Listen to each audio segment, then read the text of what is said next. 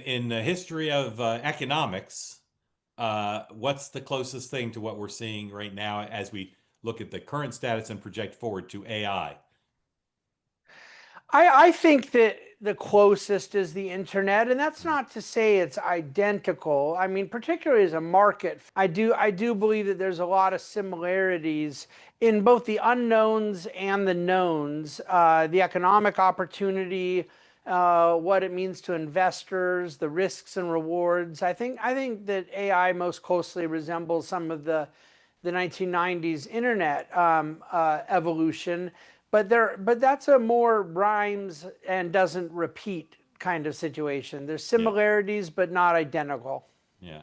How either in a percentage or words, however you want to paint the picture, what's your confidence that this will over 5, 10 years fundamentally revolutionize how business and economics works?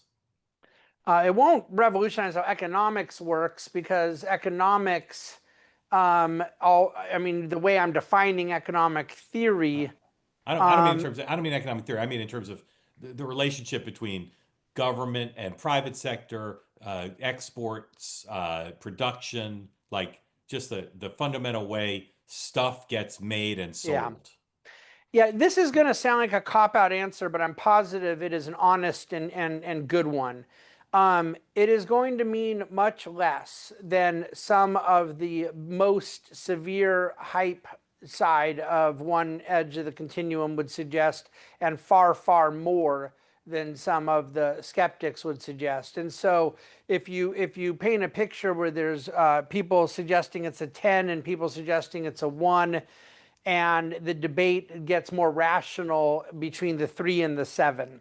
Okay. And yet the issue I think that's more important, Mark, is not how significant it ends up being as a technological tool. I'd be far closer to a 10 in the fact that it already is a really amazing thing.